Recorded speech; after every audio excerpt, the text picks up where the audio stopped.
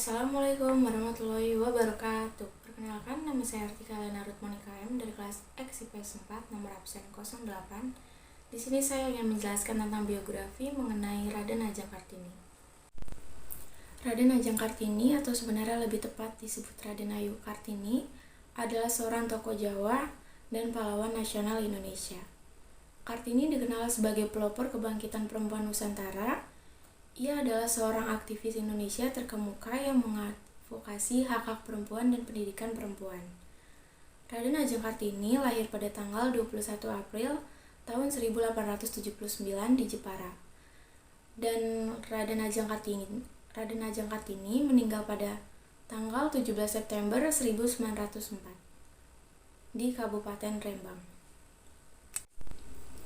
Mengenai sejarah Raden Ajeng Kartini dan kisah hidup Raden Kartini, ia lahir di tengah-tengah keluarga bangsawan, oleh sebab itu ia memperoleh gelar R.A. Raden Ajeng di depan namanya.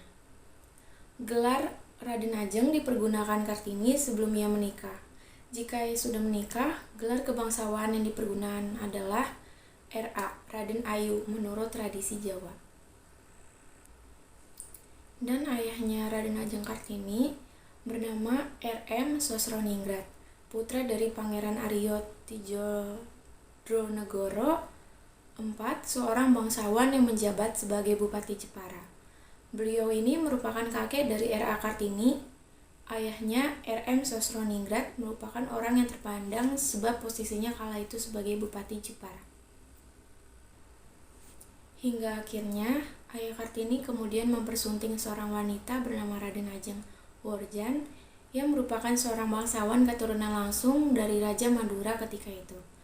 Dalam biografi R.A. Kartini, diketahui ia memiliki saudara berjumlah 10 orang yang terdiri dari saudara kandung dan saudara tiri. Beliau sendiri merupakan anak kelima, namun ia merupakan anak perempuan tertua dari 11 bersaudara. Sebagai seorang bangsawan, ia juga berhak memperoleh pendidikan.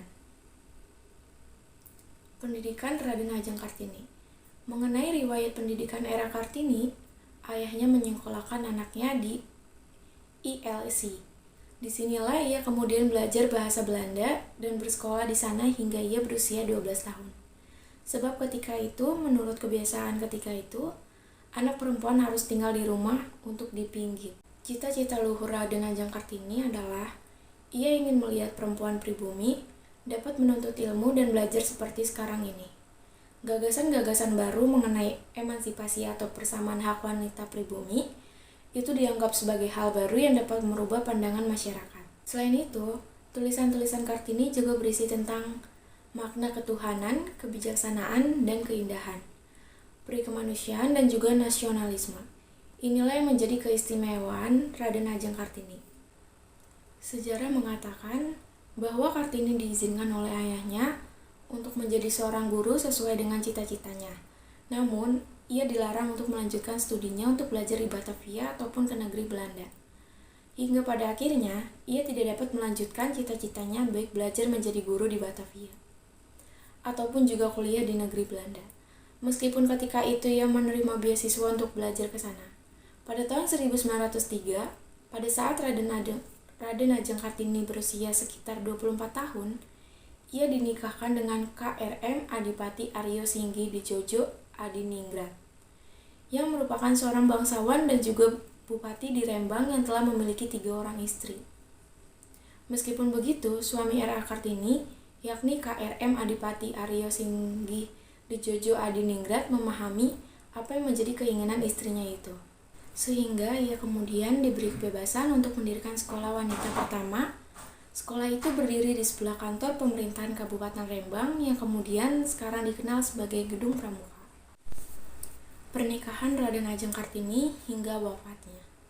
Dalam biografi R.A. Kartini, diketahui dari pernikahannya dengan K.R.M.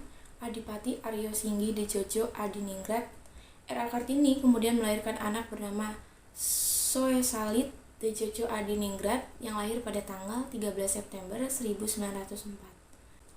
Namun miris sekali, beberapa hari kemudian, setelah melahirkan anaknya yang pertama, R.A. Kartini kemudian wafat pada tanggal 17 September 1904. Di usianya yang masih sangat muda, yaitu 24 tahun.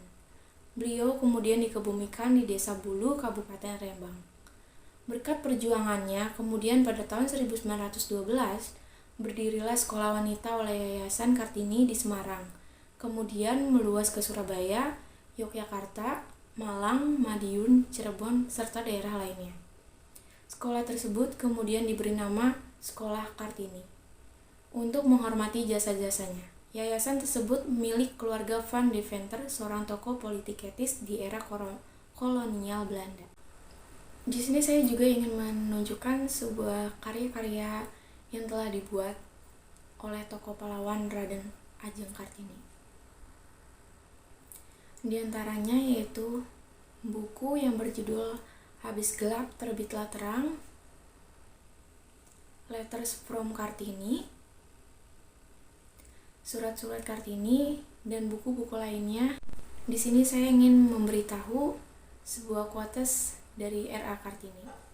Di dalam quotes tersebut berisi tentang sebuah kata, yaitu jangan pernah menyerah jika kamu masih ingin mencoba. Jangan biarkan penyesalan datang karena kamu selangkah lagi untuk menang. Kutipan dari Raden Ajeng Kartini. Dan yang terakhir, saya ingin menjelaskan juga mengenai alasan saya suka dengan Raden Ajeng Kartini, yaitu karena Raden Ajeng Kartini adalah tokoh yang memperjuangkan emansipasi wanita. Dengan jasa beliau, para wanita bisa mendapatkan pendidikan dengan baik. Sekian dari saya. Wassalamualaikum warahmatullahi wabarakatuh.